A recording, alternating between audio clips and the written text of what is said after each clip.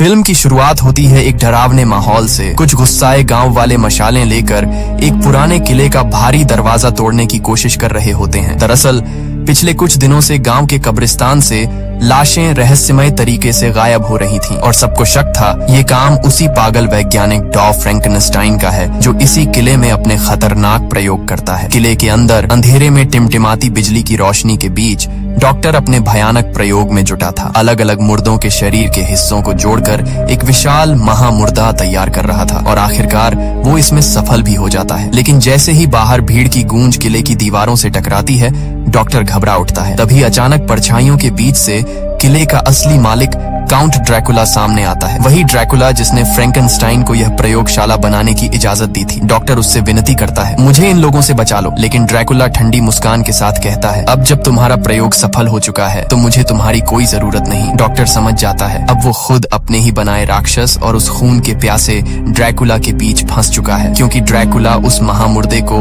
अपने किसी शैतानी मकसद के लिए इस्तेमाल करने वाला था। भीड़ आखिरकार उस पुराने किले का भारी दरवाजा तोड़ने में कामयाब हो जाती है। अंदर अंधेरे कमरे में डॉक्टर फ्रैंकेनस्टाइन अपने बनाए राक्षस फ्रैंकेनस्टाइन के महामुर्दे को किसी भी शैतानी काम में इस्तेमाल करने से साफ इनकार कर देता है। वो कहता है, मैंने ये रचना इंसानियत के लिए की थी, न कि तुम्हारे अंधे खेलों के लिए। ड्रैकुला के सामने डॉक्टर तलवार उठा लेता है और पूरी ताकत से उस पर वार करता है, लेकिन ड्रैकुला हंसते हुए उस तलवार के आर पार निकल जाता है और धीरे से कहता है, तुम भूल गए डॉक्टर, मैं तो पहले ही मर चुका हूँ। डर के मारे डॉक्टर अपने सहायक इगोर को पुकारता है, इगोर मेरी मदद करो। लेकिन तभी इगोर की चालाक मुस्कान सब कुछ कह देती है। वो शुरू से ही ड्रैकुला का वफादार था। कुछ ही पल में ड्रैकुला डॉक्टर को पकड़ लेता है और उसकी गर्दन पर अपने दांत गड़ा देता है। डॉक्टर चीख भी नहीं पाता। उसकी जिंदगी एक पल में खत्म हो जाती है। लेकिन तभी जमीन कांपने लगती है। डॉक्टर की बनाई हुई रचना, वो महामुर्दा फ्रैंकेनस्टाइन, जंजीरों को तोड़कर आजाद हो जाता है। अपने निर्माता को मरा देख वो गुस्से में ड्रैकुला पर टूट पड़ता है। उसे उठाकर सीधा जलती हुई फायरप्लेस में फेंक देता है। फ्रैंकेनस्टाइन अपने निर्माता की लाश को सीने से लगाकर किले से बाहर निकल जाता है। गांव वाले उसे देख लेते हैं और डर और गुस्से में उसका पीछा करने लगते हैं। उधर किले के अंदर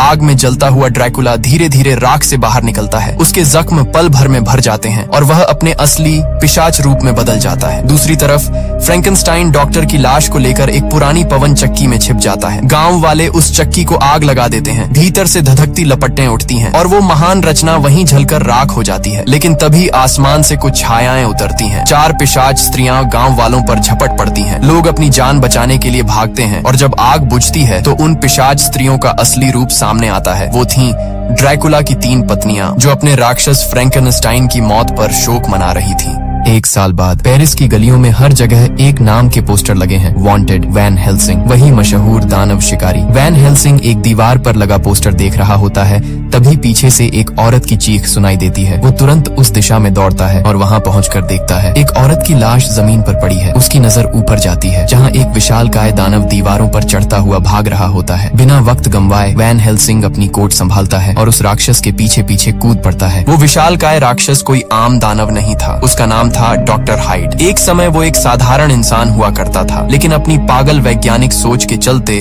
उसने खुद पर ही एक भयानक प्रयोग कर डाला और उसी दिन इंसान से राक्षस बनने की शुरुआत हुई। अब वही डॉक्टर हाइड पूरी पेरिस सिटी में तबाही मचा रहा था और उसे जिंदा पकड़ने का मिशन सौंपा गया था वैन हेल्सिंग को। लेकिन हेल्सिंग के अपने उसूल थे। वो मानता था कि ऐसे राक्षसों को पकड़ने से ज्यादा जरूरी है उन्हें खत्म करना, ताकि बुराई जड़ से मिट जाए। फिर भी वह कोशिश करता है और चिल्लाता है, डॉक्टर हाइड सरेंडर कर दो। लेकिन हाइड एक दहाड़ लगाते हुए बीच में ही बोलता है, मुझे पकड़ने आया है शिकारी तो आओ, मुझे रोक कर दिखाओ। अगले ही पल वो वैन हेल्सिंग पर हमला कर देता है। एक जोरदार मुक्के से उसे दीवार के पार फेंक देता है। वहीं से शुरू होती है एक तूफानी लड़ाई, छतों पर, दीवारों पर और टूटते शीशों के बीच। लड़ाई के बीच वैन हेल्सिंग अपने ब्लेड से डॉक्टर हाइड का हाथ काट देता है और जैसे ही हाथ गिरता है वो तुरंत अपने मानव रूप में लौट आता है। हाइड दर्द और गुस्से में चिल्लाता है और हेल्सिंग को पकड़कर छत से नीचे फेंक देता है। लेकिन हेल्सिंग भी कोई आम शिकारी नहीं था। हवा में लटकते हुए वो अपनी गन से हाइड के पेट में गोली मारता है, जिससे एक वायर फंस जाता है। हाइड उसे उसी वायर से खींचने की कोशिश करता है,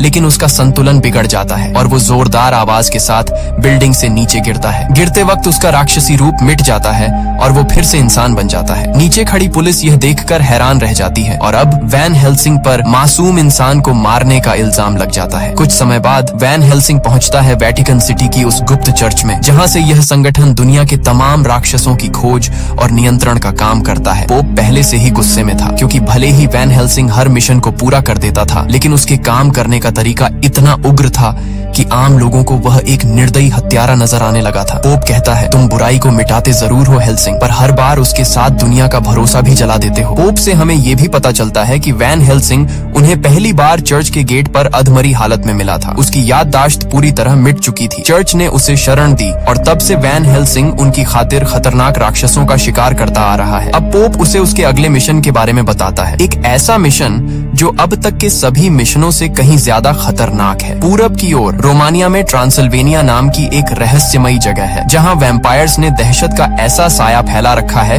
कि लोग रात होते ही अपने दरवाजे बंद कर लेते हैं। सदियों से वहां ड्रैकुला नाम के खूंखार वैम्पायर की हुकूमत चल रही है। कई साल पहले एक राजा था, वलेरियस द एल्डर। उसने भगवान से कसम खाई थी कि जब तक वो और उसका वंश ड्रैकुला का अंत नहीं कर देते, तब तक उन्हें शांति नहीं मिलेगी। लेकिन वो नाकाम रहा और ड्रैकुला आज भी जिंदा है। अब उस खानदान के बस 2 वारिस बचे हैं, प्रिंस वेल्कन और उसकी बहन प्रिंसेस अन्ना। अगर ये दोनों मारे गए तो उनके परिवार की अगली 9 पीढ़ियों को कभी मुक्ति नहीं मिलेगी, क्योंकि उनका वंश मानवता की रक्षा के लिए लड़ता आ रहा है। पोप वैन हेल्सिंग को आदेश देता है कि वो ट्रांसिल्वेनिया जाए और इस आखिरी वलेरियस परिवार की रक्षा करे। फिर वह एक पुराना दस्तावेज दिखाता है, 400 साल पुराना, जो वलेरियस द एल्डर ने खुद चर्च में छोड़ा था। पोप कहता है कि उसे नहीं पता उस कागज में क्या राज छिपा है, पर ये किसी बड़े सुराग की ओर इशारा करता है। वैन हेल्सिंग की नजर जैसे ही उस कागज के अंत पर जाती है, वो चौंक जाता है। वहाँ बना निशान बिल्कुल वही है जो उसकी अपनी अंगूठी पर खुदा हुआ है। पोप मुस्कुराते हुए कहता है, शायद ट्रांसिल्वेनिया ही वो जगह है जहाँ तुम्हें अपनी खोई हुई जिंदगी के जवाब मिलेंगे। Van Helsing. चर्च का नौजवान पादरी कार्ल, जो वैन हेल्सिंग का करीबी दोस्त भी है, उसे वैम्पायर्स से लड़ने के लिए कई खास हथियार देता है, चांदी की गोलियां,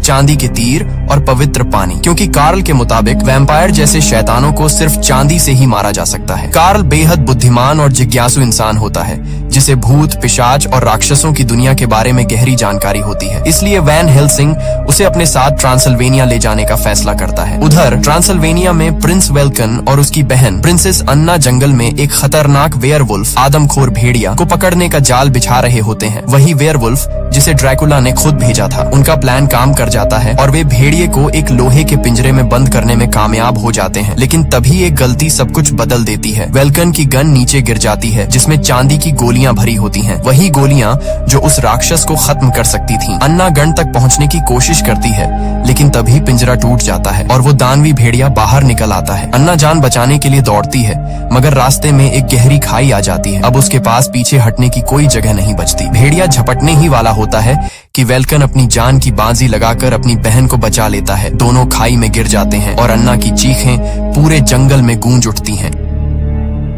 इधर वैन हेल्सिंग और कार्ल लंबी यात्रा तय कर आखिर ट्रांसिल्वेनिया पहुंचते हैं, लेकिन उनका स्वागत फूलों से नहीं, हथियारों से होता है। गांव वाले और अन्ना खुद उन्हें घेर लेते हैं। अन्ना सख्त लहजे में कहती है, यहाँ कोई अनजान हमारी धरती पर कदम नहीं रखता, अपने हथियार नीचे डालो। वैन हेल्सिंग शांत पर दृढ़ आवाज में जवाब देता है, मैं तुम्हारी मदद करने आया हूँ, तुम्हारा दुश्मन मेरा भी दुश्मन है। लेकिन अन्ना गुस्से में कहती है, हम वलेरियस हैं और हम कभी किसी अजनबी की मदद नहीं लेते। इतना कहकर वह मुड़ जाती है। उसे क्या पता था कि यही अजनबी जल्द ही उसकी जिंदगी की सबसे बड़ी लड़ाई में उसके साथ खड़ा होगा। अचानक आसमान में तेज गर्जना के साथ 3 परछाइयां उतरती हैं। ड्रैकुला की 3 बीवियां, उनके पंख रात के अंधेरे को चीरते हुए नीचे आते हैं। उनका मकसद साफ है, अन्ना को खत्म करना। लेकिन तभी वैन हेल्सिंग उनके रास्ते में आ जाता है। मरिश्का, जो सबसे निडर और खूंखार थी, वैन हेल्सिंग पर टूट पड़ती है, जबकि बाकी 2 बीवियां अन्ना के पीछे उड़ जाती हैं। चारों ओर अफरा तफरी मच जाती है, घंटियों की आवाज, चीखें और उड़ते हुए वैम्पायरों की परछाइयां। वैन हेल्सिंग चांदी के तीरों से हमला करता है और आखिरकार मरिश्का को मार गिराता है। उसकी दर्दनाक चीख आसमान को हिला देती है। अपनी बहन के मारे जाने पर बाकी 2 वैम्पायर बीवियां गुस्से और शोक से कांप उठती हैं, लेकिन अन्ना को मारने की बजाय वे डर और गुस्से में वहां से उड़ जाती हैं। अन्ना हैरान और थकी हुई सांसों में वैन हेल्सिंग से कहती है, पिछले 100 सालों में किसी इंसान ने वैम्पायर को नहीं मारा, तुम पहले हो। इसी वक्त दूर ड्रैकुला के किले में खुद ड्रैकुला अपनी कब्र से जाग उठता है। वो क्रोध में दहाड़ता है, अपनी बीवियों वेरोना और अलीरा पर चिल्लाता है कि उन्होंने अन्ना को क्यों नहीं मारा। लेकिन हैरानी की बात ये थी कि उसे मरिश्का की मौत का जरा भी दुख नहीं होता। वो बस मुस्कुराता है और कहता है, बहुत जल्द इंसान और वैम्पायर के बीच का सबसे बड़ा युद्ध शुरू होने वाला है। उधर अन्ना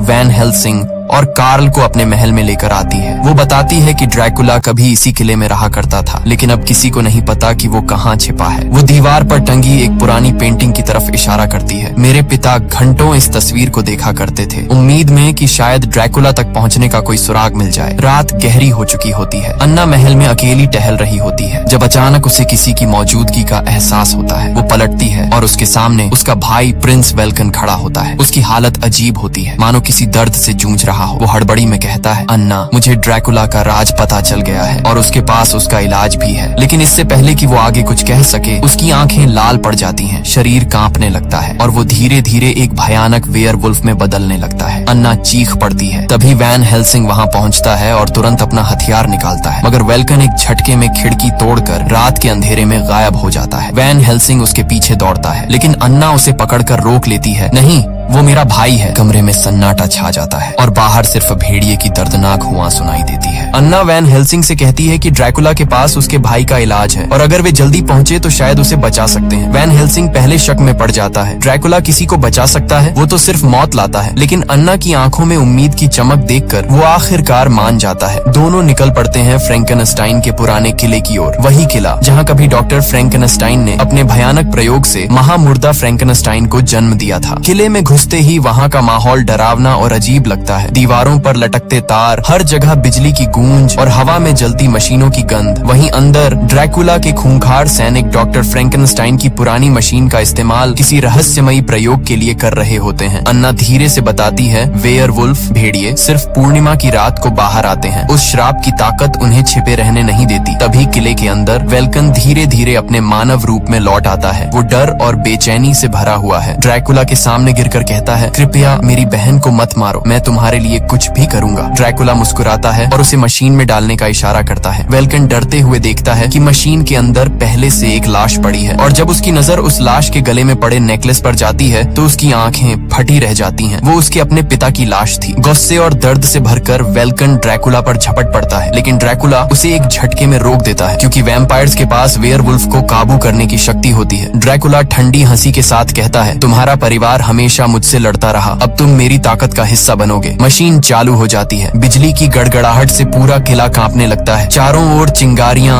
और नीली बिजली फैल जाती हैं। इसी बीच वैन हेल्सिंग और अन्ना छिपते छिपाते किले के अंदर घूम रहे होते हैं। तभी उन्हें छत से लटकी हुई अजीब सी चीजें दिखती हैं। वो पास जाते हैं और देखकर दंग रह जाते हैं। वो ड्रैकुला की बीवियों के अंडे होते हैं, सैकड़ों की तादाद में, हर एक पारदर्शी खोल में हिलती हुई आकृतियां। अन्ना कांपती हुई आवाज में कहती है, ड्रैकुला पहले से मरा हुआ है, इसलिए उसके बच्चे हमेशा मरे हुए पैदा होते हैं। यही वजह है कि वो फ्रैंकेनस्टाइन की मशीन का इस्तेमाल कर रहा है ताकि अपने मरे हुए बच्चों को जिंदा कर सके। वैन हेल्सिंग घूर कर कहता है, अगर वो इसमें कामयाब हो गया तो ये दुनिया इंसानों के रहने लायक नहीं बचेगी। एकाएक उस विशाल मशीन से बिजली की लपटें निकलकर अंडों में समा जाती हैं। कुछ ही पलों में उन अंडों से सैकड़ों चमगादड़ जन्म लेने लगते हैं। अपने बच्चों को उड़ता देख ड्रैकुला और उसकी बीवियां खुशी से झूम उठती हैं। ड्रैकुला अपनी रानियों से कहता है, उन्हें खून पीना सिखाओ, लेकिन तभी अंधेरे में छिपा वैन हेल्सिंग एक एक करके उन बच्चों को खत्म करने लगता है। ये देख ड्रैकुला का चेहरा गुस्से से तमतमा उठता है। वैन हेल्सिंग वहाँ से भागने की कोशिश करता है, लेकिन अचानक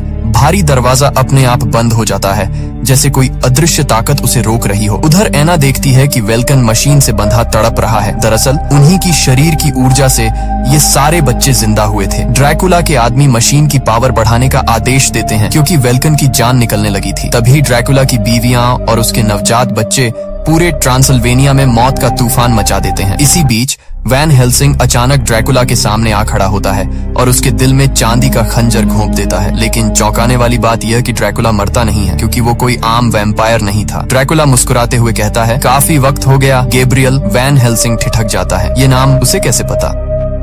वो सोचता है कि शायद ड्रैकुला कोई चाल चल रहा है, लेकिन फिर ड्रैकुला की अगली बात उसके दिल में तूफान मचा देती है। क्या तुझे नहीं पता तुझे वो पुराने युद्धों के डरावने सपने क्यों आते हैं? वैन हेल्सिंग हैरान होकर पूछता है। तुम मेरे बारे में क्या जानते हो? ड्रैकुला धीरे धीरे मुस्कुराता है और कहता है, क्योंकि गैब्रियल, हमारा अतीत एक ही है। उधर एना अपने भाई वेल्कन को बचाने के लिए मशीन की तरफ दौड़ती है। वो पूरी ताकत से उसे वहाँ से छुड़ाने की कोशिश करती है। उसकी कोशिशों से मशीन की प्रक्रिया बिगड़ जाती है और ड्रैकुला के बच्चों को जिंदा रखने वाला संतुलन टूटने लगता है। कुछ ही पलों में वो बच्चे एक एक कर मरने लगते हैं। दरअसल वेल्कन की ऊर्जा सिर्फ थोड़े समय तक ही उन राक्षसी बच्चों को जिंदा रख पाने में सक्षम थी। इसी बीच वैन हेल्सिंग फ्रैंकस्टाइन को बेहोश कर एक सुरक्षित जगह छिपा देता है और समय गंवाए बिना एना को छुड़ाने के लिए ड्रैकुला की शानदार पार्टी में पहुंचता है। वहां ड्रैकुला खुद एना के साथ नाच रहा होता है। महफिल में हर कोई उनकी ओर देख रहा था, लेकिन किसी को नहीं पता था कि असली तूफान अभी आने वाला है। वैन हेल्सिंग अपने साथी काल को ड्रैकुला का ध्यान भटकाने भेजता है और काल अपनी चाल में कामयाब हो जाता है। ड्रैकुला का ध्यान हटते ही वैन हेल्सिंग एना को वहां से खींच कर ले जाने लगता है, लेकिन तभी ड्रैकुला के नौकर फ्रैंकस्टाइन को पकड़कर महफिल में ले आते हैं। ड्रैकुला गुस्से में दहाड़ता है और अपने सभी वैम्पायर्स को आदेश देता है, मार दो उन्हें। उसी पल काल अपनी जेब से एक अजीब सी चीज निकालता है, एक ऐसा बम जो किसी भी रोशनी से ज्यादा तेज चमक सकता था। वो बम फटता है और पल भर में पूरी गुफा सूरज की तरह चमक उठती है। ड्रैकुला के सारे वैम्पायर्स जलकर राख हो जाते हैं। इस मौके का फायदा उठाकर वैन हेल्सिंग, एना और काल नदी में कूद जाते हैं, अंधेरे में गायब हो जाते हैं, जबकि पीछे रह जाती है सिर्फ ड्रैकुला की गूंजती चीख। वन हेल्सिंग देखता है कि इगोर और ड्रैकुला के नौकर फ्रैंकस्टाइन को एक नाव में बैठाकर कहीं ले जा रहे हैं। वो तुरंत उनकी ओर दौड़ पड़ता है, लेकिन जैसे ही वो नाव तक पहुंचने ही वाला होता है, एक भारी लोहे का दरवाजा जोर की आवाज के साथ उसके सामने गिरता है और उसके और फ्रैंकस्टाइन के बीच दीवार बन जाता है। फ्रैंकस्टाइन घबराया हुआ उसे देखता है और वैन हेल्सिंग चिल्लाकर वादा करता है, मैं तुम्हें वहां से जरूर आजाद कराऊंगा। कुछ देर बाद जब वो एना के महल में वापस पहुंचते हैं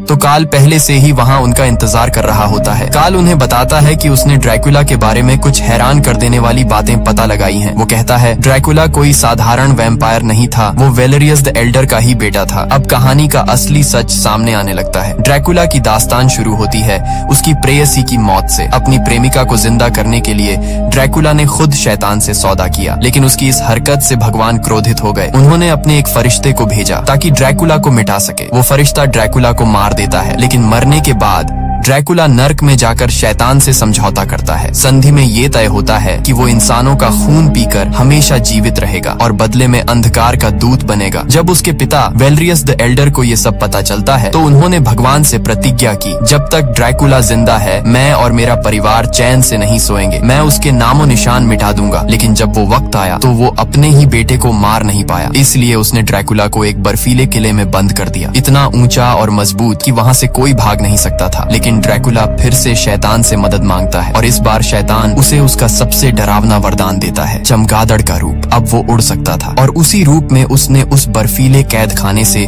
भाग निकलने में कामयाबी पाई। वेलेरियस द एल्डर अपने बेटे को मार नहीं पाया, लेकिन उसने आने वाली पीढ़ियों के लिए कुछ सुराग छोड़ दिए, ऐसे सुराग जिनकी मदद से कोई ड्रैकुला को सदा के लिए मिटा सके। पर असली समस्या ये थी, किसी को ये नहीं पता था कि वो बर्फीला किला आखिर कहाँ है। वो रहस्य अब भी अंधेरे में दफन था और उसे खोजने की जिम्मेदारी अब वैन हेल्सिंग पर थी। तभी एना अनजाने में एक बात कह देती है। वो बताती है कि उसके पिता घंटों एक पुरानी दीवार को तोड़ने की कोशिश करते रहते थे, इस उम्मीद में कि शायद उन्हें उस बर्फीले किले तक पहुंचने का कोई सुराग मिल जाए। ये सुनते ही वैन हेल्सिंग के चेहरे पर जैसे बिजली सी कौंध जाती है। वो तुरंत कहता है, हो सकता है वो दीवार ही उस किले का छिपा हुआ दरवाजा हो जिसे तुम्हारे पूर्वज कभी खोल नहीं पाए। वो दीवार के पास जाता है। दीवार पर लैटिन भाषा में कुछ अजीब से शब्द खुदे हुए थे। काल उसे पढ़ने की कोशिश करता है, लेकिन कुछ हिस्से मिट चुके थे, जिससे पूरा संदेश अधूरा रह जाता है। तभी वैन हेल्सिंग को याद आता है वो कागज का छोटा सा टुकड़ा जो उसे पोप ने दिया था। वो उसे निकालकर दीवार पर लगाता है